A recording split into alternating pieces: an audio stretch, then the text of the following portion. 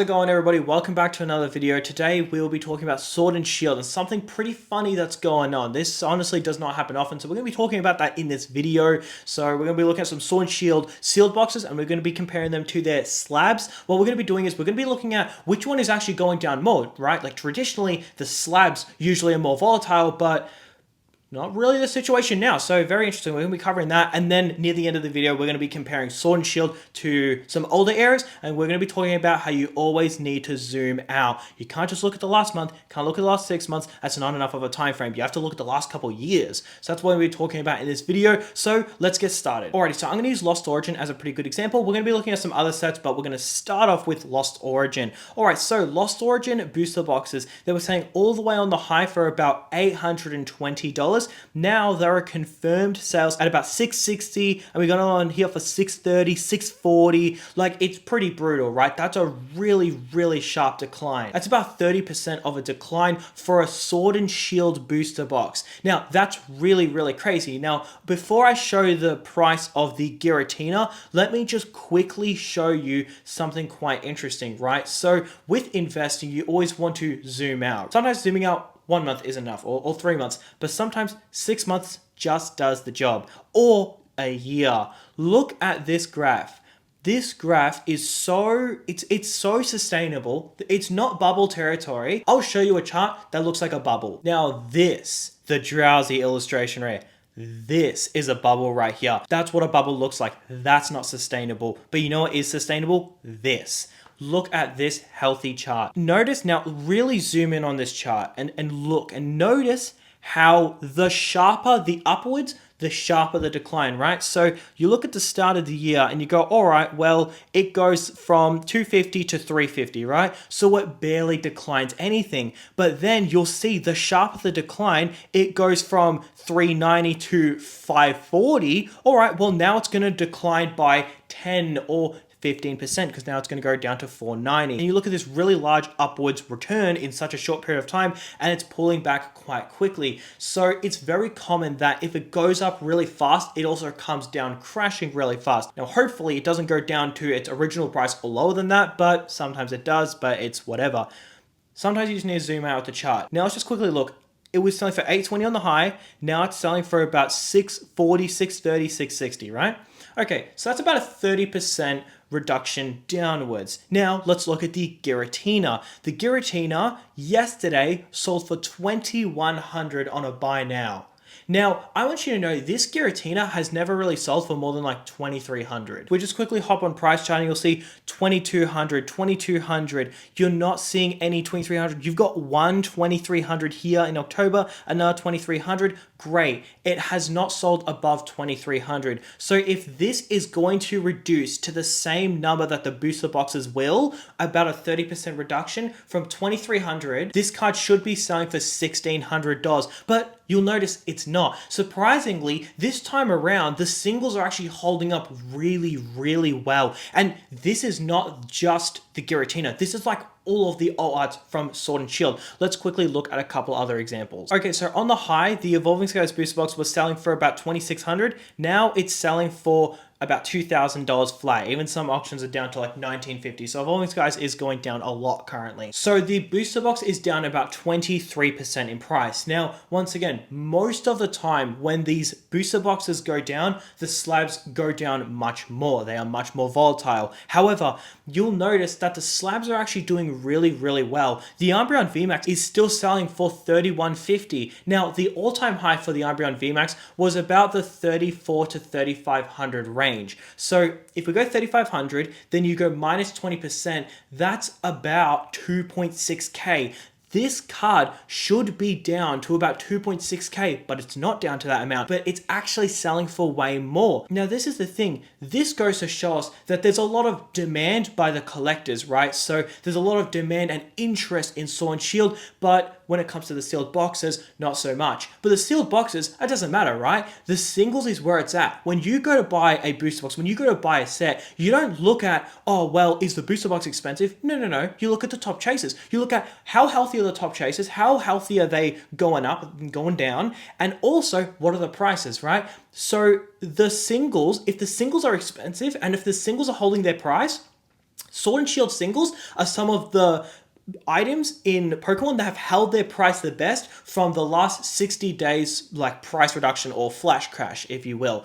These singles have done so well in PSA 10s. Now, this shows a lot of strength because this means that the collectors are there. If the collectors are there and they want the singles, it's not a matter of if Sword and Shield boxes will go up, it's a matter of when. But we have more data to go through, so let's continue. Fusion Strike, we go from about $1,000.50, about that range. Now it's about $870. Now this is where it gets interesting. So the booster box is down about 17%. So this Gengar on the high has sold for about $2,100. $2,150 is about the highest it's sold for, right? This card is still selling for $2,000. Dude, 3 days ago, it sold for $2,000 on a buy now. That is insane. This card is down 5% when the booster box is down like 17%. This is the thing, even the Bubble Mew, right? Like I took advantage of this flash crash and I bought a Bubble Mew because I've wanted this card for so long and I was always distracted by other things and it was always in the back burner and I always put it aside, right? And it did upset me when I saw it go up. I mean, I hold a lot of Paladin Fates, so I guess I was wiping my tears away with $100 bills, so it wasn't that big of a deal, but I really wanted this card. Now things with this card specifically, it has only gone down like 10%, and even at that, like maybe 9%. Dude, these top chasers are not going down. Now, the topic of today is Sword and Shield, so we're not talking about the Bubble Mew, but I thought I might as well add a bit of a fun fact. Bubble Mew is still incredibly strong. These top chasers are still incredibly strong. They have weathered the storm and they've gone through the test of time and they are doing really well. Alrighty, next let's look at Silver Tempest. So Silver Tempest is, I mean, look at this chart. Like, first of all, can I just say, like this chart is just, it's such a good chart to be honest. But anyways, let's get back to reality. So from 488 to 430. Oh my goodness, no way. We're sorry, honey, we've got to sell the house. We're down 9% on our money. All right, well, let's look at the Lugia. Okay, actually, funnily enough, the Lugia, the Silver Tempest box price from like 480 to 440, which isn't even down 10%. But that box price is actually very similar to the Lugia, which is actually pretty rare. So the normal Lugia is about, the highest it sold for was about $1,200, and you can clearly see it's still selling for about $1,000. So I guess Silver Tempest has done really well, both the booster box and also the single itself. I don't actually know why. I would really love to know like why, because this box specifically, like we saw, I think it was Evolving Skies was down 23%, Fusion Strike was down like 17%, and then Silver Tempest is only down like 9%, so that is interesting, but nonetheless, the slab is still holding up really well. But even Silver Tempest, man, I mean, you go at the start of the year and it was like 180, now it's like 440. Sword and Shield is doing really, really well during this crash, and I think like, as the market progresses more and more, like these prices aren't sustainable, we can all agree, but it's basically like a game of hot potato, right? Like you want to extract as much as you can and then almost like get out before it crashes. Now, a lot of people's version of getting out is by like selling all their Pokemon. My definition of getting out would be more of just moving to older stuff. So like, dude, Sword and Shield, if you do want to get out and you do want to like, you know, preserve what you've built, a lot of people have done really well with Prismatic and Join Together and Dust and Riles, especially if you use like bots online. I mean, obviously I'm not encouraging it, but at the same time, I honestly don't even care. I know I'm mates with tons of people who use bots and they get like 30 Pokemon Center ETBs for retail. Like, I know a lot of people have done really well in this bull market, right? Especially a lot of people who have held boxes and stuff. And if you want to preserve what you've built, there is no better time to buy Sword and Shield boxes because this is probably some of the sharpest declines we will ever see for these boxes. When boxes get old, there is no decline, man. Like, dude, I'm trying to find any vintage that is realistically going down. There's not really much vintage that's going down. Like, dude, even ponchos. Ponchos have literally not even moved. They have not even gone down and they're selling. Like, let me quickly show you ponchos. This is amazing. Let me quickly show you ponchos. I just want to quickly say, I apologize because I feel like a little bit too many of my recent videos have been very fear-mongering. What I did was I was honest, but I made too many honest videos about the downturn, so I'm trying to lighten up the mood a bit, especially for a lot of people who are very worried. A lot of people have messaged me saying they're like shitting themselves and they're really scared with this market movement. Do not be worried. This happens. It's normal. It's not that big of a deal. Like, did you plan on selling it? No. All right, well, you're laughing because it's, you know, it's only a loss until you sell, right? But look at this Pikachu here. This Pikachu, so Funny enough, I could have bought this as a PSA 10 for about $8,000, about $8,000 2 months ago. Like at the peak, right? Like ponchos are going up, dude. Well, either going up or they're holding their price really well. This mega poncho, 12,000 USD. Sorry, correct me if I'm wrong. I could have sworn that it's like been 12,000 USD for a good while now. These dudes aren't even down any percent. They might actually be up. Like this poncho here, 1100. I mean, sorry, this Mega Charizard, I know someone who bought that for like $7,000, like what, 3 months ago when there was that massive poncho craze and they're doing really well. Well, now it's $11,500. So like this is a good example where like the older you get, if you get those really desired items by collectors, like ponchos is a good example, right? Because there's no booster box for ponchos. They're a promo, right? So they came from a box, but they're not from a booster box. So the thing is, the only way to track how ponchos are doing is literally looking at their PSA 10 price. So what happens, right, is like, let's just say Gengar VMAX. Gengar VMAX, you look at the booster box, you look at the top chasers as PSA 10s, and you go like, you like try to see like, okay, collectors are still interested. You know, people are cracking booster boxes, they'll eventually go up, happy days, right? The thing about ponchos is it's like collectors are still interested. All right, it's going up then, right? Like if collectors are still interested and it's still going up and people still desire this, then it's not like then you speculate like, oh, well then I guess the booster box is going to do well, right guys? No, it's like there's no booster box. If the ponchos are doing well, the ponchos are doing well. It's case closed. Now I just want to quickly take a look at something real quick. Cosmic Eclipse selling for $3,000. So if you notice today, we looked at the Gengar VMAX. The booster box price was $850 or $840, around that range. And then the Gengar VMAX was $2,000. You look at Evolving Skies, got a $2,000 box, PSA 10 top chase is $3,000, right? Like you get what I'm saying. This is the top chase of Cosmic Eclipse.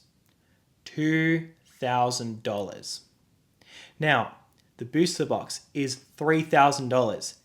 This is literally Evolving Skies, but you're going the other way around, right? So this is the sealed item for Evolving Skies, $2,000, but this is the PSA 10 price.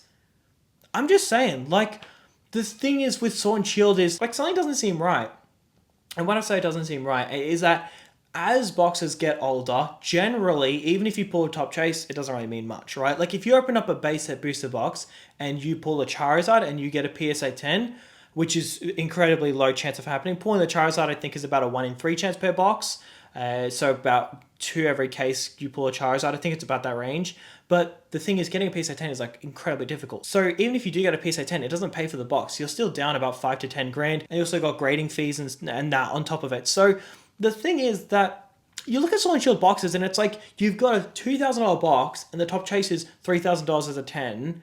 Well, okay, that usually like it's the other way around. Even a lot of older X and Y booster boxes, they're in a very similar state. Now, the thing is, if the top chase is like way more expensive than the booster box price, it basically almost guarantees that the box will go up, because a lot of time people would rather pull the single and grade it themselves and then get a PSA 10 rather than just outright buy it, so then you have that deflationary item. Whereas you've got an item like Cosmic Eclipse where this is more of a collector's item. No one is really cracking Cosmic Eclipse booster boxes. They might crack loose packs, they might crack blisters, but those don't really matter. The booster box price is not affected by how many blisters are being cracked. It's affected by the desirability of the sealed product and also how many are being cracked. No one is cracking Cosmic Eclipse booster boxes. Now, when I say nobody, I'm sure you'll find a couple streams on like Whatnot or something, but not many people are. Not enough to actually influence the price. So what this means is eventually, usually what happens is